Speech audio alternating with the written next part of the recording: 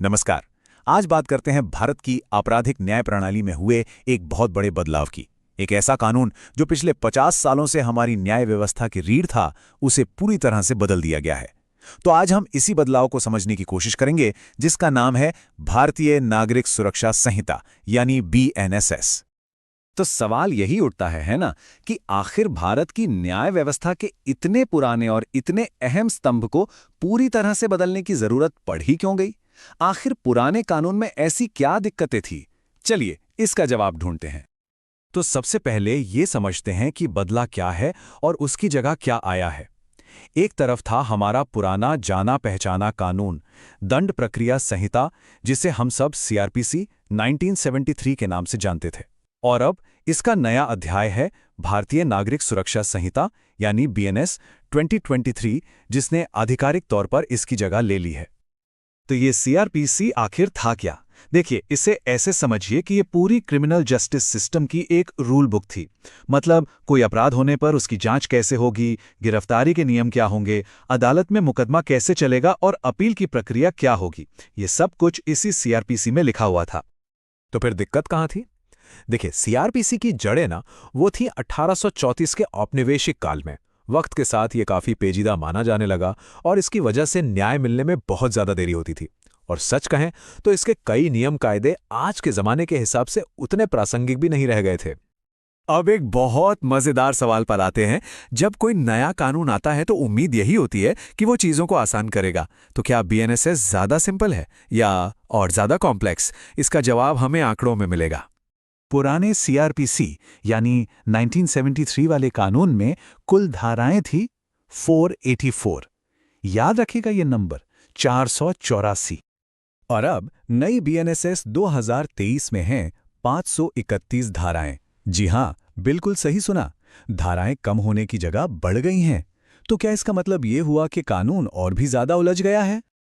नहीं, ऐसा जरूरी नहीं है।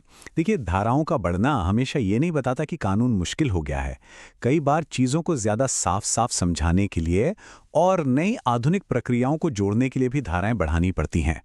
और BNSS का भी यही कहना है कि इसका मकसद स्पष्टता लाना और सिस्टम को आधुनिक बनाना है।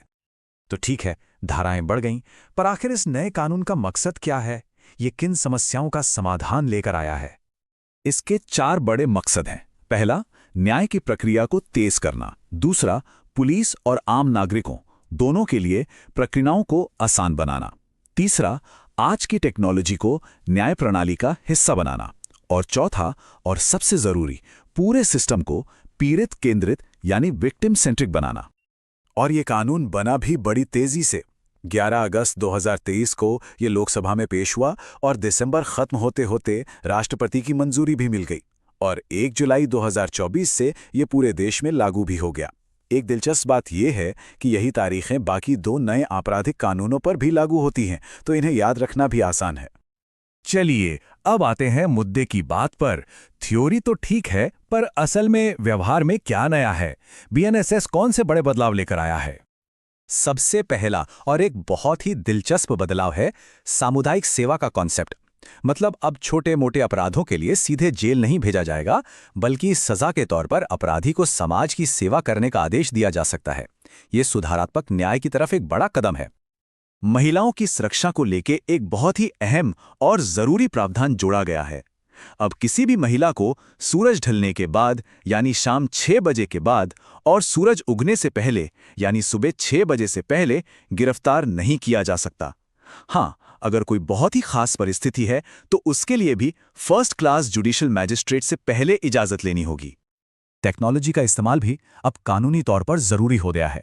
जैसे अब आरोपी और गवाह वीडियो कॉन्फ्रेंसिंग से पेश हो सकते हैं, जिससे समय और पैसा दोनों बचेगा। पारदर्शिता के लिए किसी भी तरह की तलाशी या जब्ती की वीडियो रिकॉर्डिंग अब अनिवार्य है। और जो गंभीर अपराध हैं, मतलब जिनमें 7 साल से ज्यादा की सजा है, उनमें अब फॉरेंसिक टीम की जांच भी जरूरी कर दी गई है। साथ ही डिजिटल सबूतों को लेकर भी काफी नए और साफ नियम बनाए गए हैं। तो ये कानून पूरे भारत पर लागू होता है ना? एक राष्ट्र एक कानून। लेकिन कहानी में एक ट्विस्ट है। इसमें एक बहुत बड़ा अपवाद भी है। और वो अपवाद ये है कि ये कानून नागालैंड राज्य और संविधान की 6ठी अनुसूची में आने वाले जनजातीय क्षेत्रों पर लागू नहीं होता है। ये एक बहुत ही जरूरी बात है। लेकिन यहां भी एक और पेंच है।